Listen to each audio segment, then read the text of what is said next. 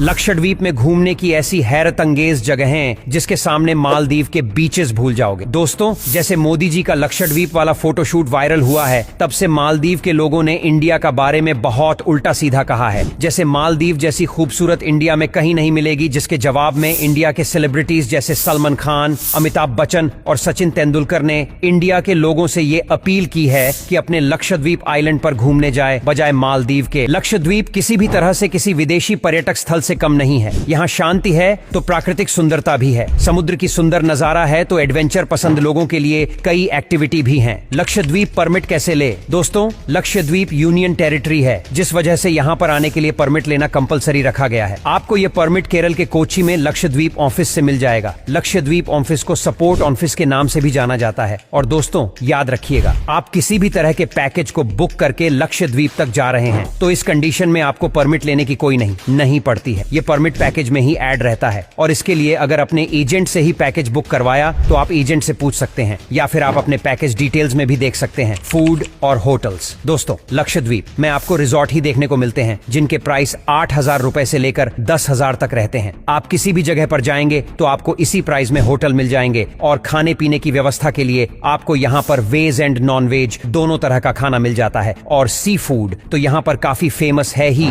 आप यहाँ पर सी फूड को भी एंजॉय कर सकते हैं, या फिर आप वेग कर सकते हैं, या फिर नॉन वेज भी खा सकते हैं, जिसका आपको पढ़ने के हिसाब से 1,000 तक का खर्च बैठता है खाने पीने का। लक्षद्वीप में कई पर्यटन स्थल हैं जिनमें ये शामिल हैं। कवरात्ती आइलैंड, सफेद रेत वाले इस आइलैंड से खूबसूरत सनसेट देखा जा सकता है। कहते हैं डूबते सूरज की खूबसूरती दिल में उतर जाया करती है। कुछ ऐसा ही दिल में घर कर लेने वाला नजारा कवरात्ती आइलैंड से नजर आता है। कवरात्ती में आप कम से कम 2 दिनों के लिए रुक सकते हैं। बीच पर घूमना और शांति महसूस करने के लिए यह जगह अच्छी है। यहाँ आप परिवार के साथ भी जा सकते हैं या फिर सोलो भी प्लान बनाया जा सकता है। मिनिकॉय आइलैंड, यदि आप मिनिकॉय द्वीप की सुंदरता में डूबे हुए कुछ दिन बिताना चाहते हैं तो आप अपनी यात्रा के दौरान आनंद लेने के लिए असंख्य गतिविधियों की खोज करके प्रसन्न होंगे। आप न केवल दर्शनीय स्थलों की यात्रा में शामिल हो सकते हैं और लुभावने परिदृश्यों को देखकर आश्चर्यचकित हो सकते हैं, बल्कि आप एक रोमांचक नाव की सवारी भी कर सकते हैं जो आपको द्वीप के आसपास के क्रिस्टल साफ पानी के माध्यम से एक अविस्मरणीय साहसिक यात्रा पर ले जाएगी। इसके अतिरिक्त मिनिकॉय द्वीप एक उत्कृष्ट लंबी पैदल यात्रा दृश्य का दावा करता है जो बाहरी उत्साही लोगों को इसके सुंदर मार्गों का पता लगाने और प्रकृति के आश्चर्यों में डूबने का अवसर प्रदान करता है। पिट्टी बर्ड सैंक्चुरी, अगर आप काल्पनी आइलैंड पर रुके हैं तो यहाँ से छोटी नाव लेकर पिट्टी बर्ड सैंक्चुरी तक आ सकते हैं। इस छोटे से आइलैंड पर आपको अलग अलग तरह के पक्षी नजर आएंगे। स्नॉर्कलिंग के लिए भी यह जगह अच्छी है। यहाँ 2 से 3 घंटे बर्ड्स को देखने के लिए रुका जा सकता है। अमीनी बीच,